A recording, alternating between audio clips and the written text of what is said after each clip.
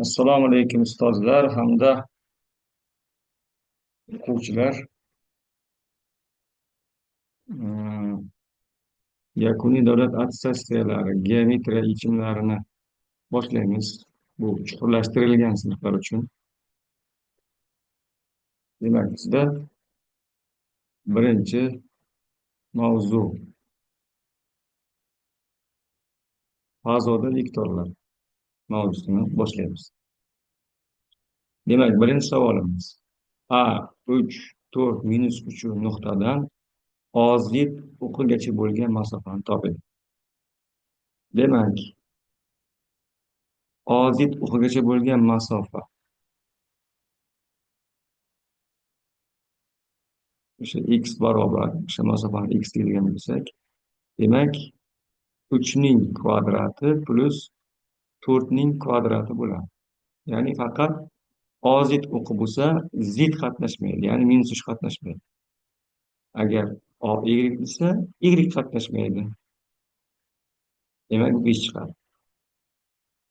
Javob 5. Ikkinchi misol. Xo'sh, nuqtalar berilgan. AB va CD vektorlar skalar ko'paytmasini toping. Bu uchun biz AB va CD vektorlarini topib olishimiz kerak.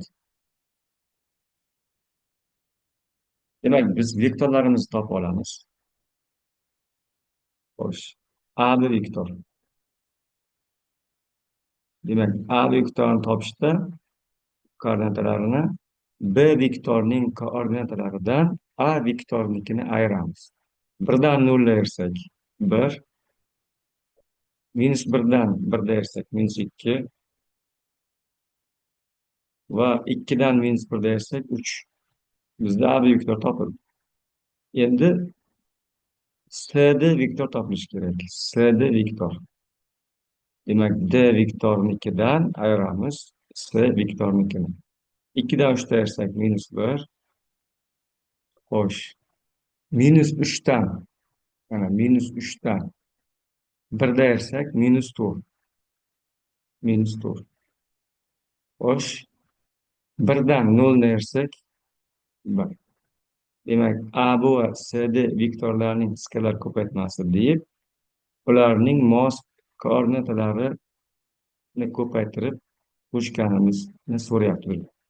Demak, AB ko'paytirilgan CD vektorining skalar ko'paytmasi 1ga ko'paytiraman -1ni plus -2ga ko'paytiraman -4ni va 3ga ko'paytiraman 1ni. Hisoblayman. Demak, bizda bu -1 plus 8 va plus 3. 11dan 1 dersam 10 ekan. Demak, bizda javobimiz 10 degan javob. To'rtinchi savol. To'rtinchi savol. Bizda 4 bo'ladi. Bu 3. Mana bu ikkalasi ham.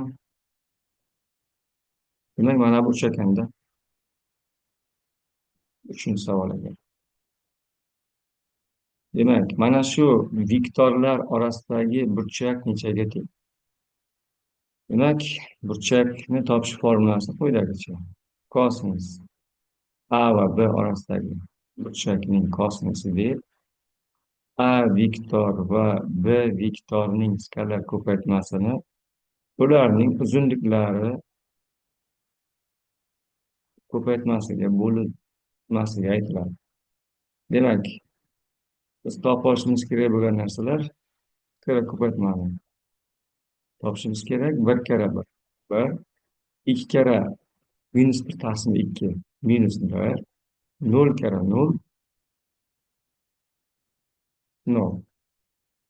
Demak, A ko'paytirilgan B surat 0 bo'lgani uchun 0 gradus. Kosinus necha gradusda 0 bo'ladi?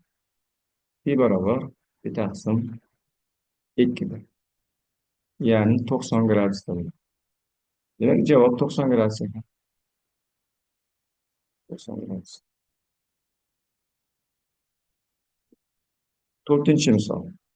Demak, vektor uzunligini toping. Demak, A plus B vektor uzunligini toping.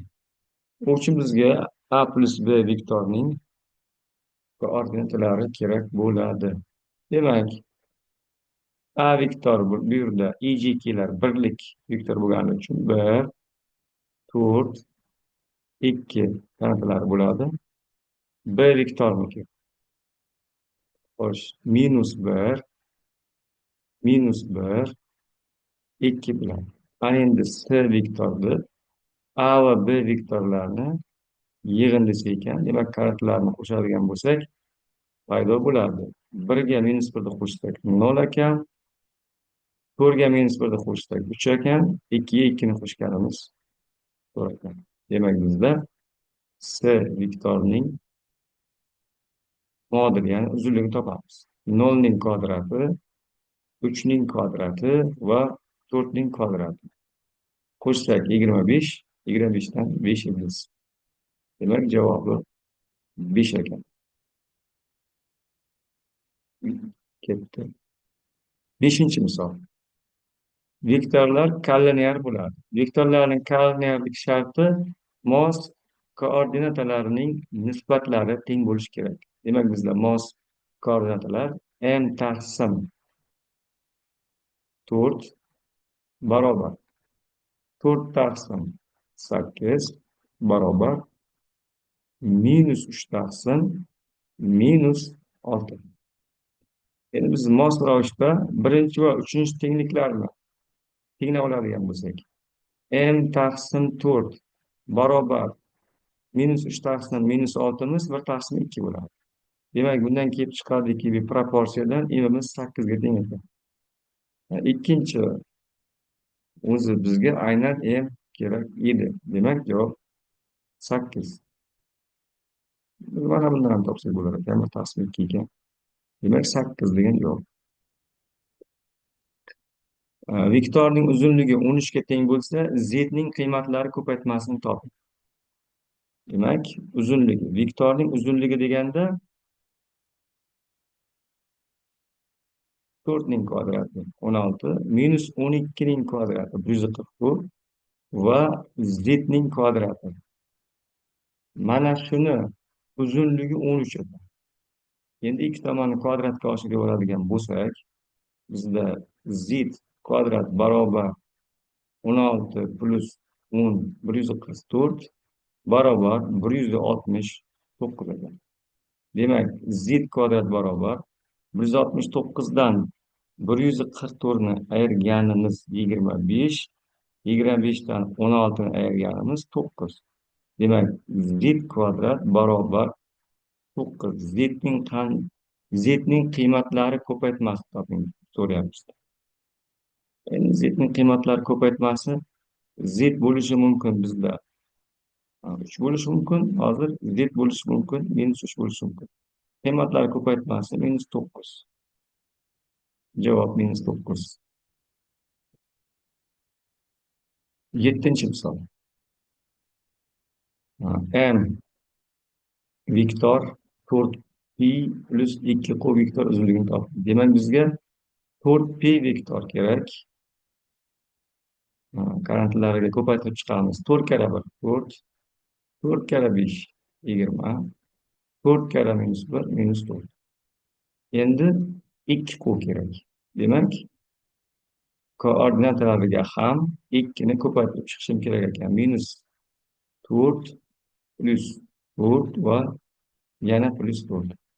Endi m vektorini topishim uchun qo'shishim kerak 4pi ga 2 q'ning koordinatalarini.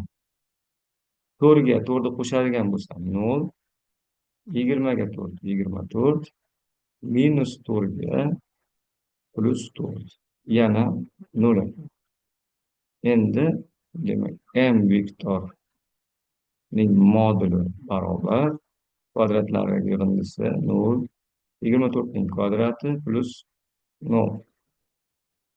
Demak, uzunligi 24. Javob 24. Sakkizinchi savol. Vektorlar perpendikulyar bo'ladi deb so'rayapti.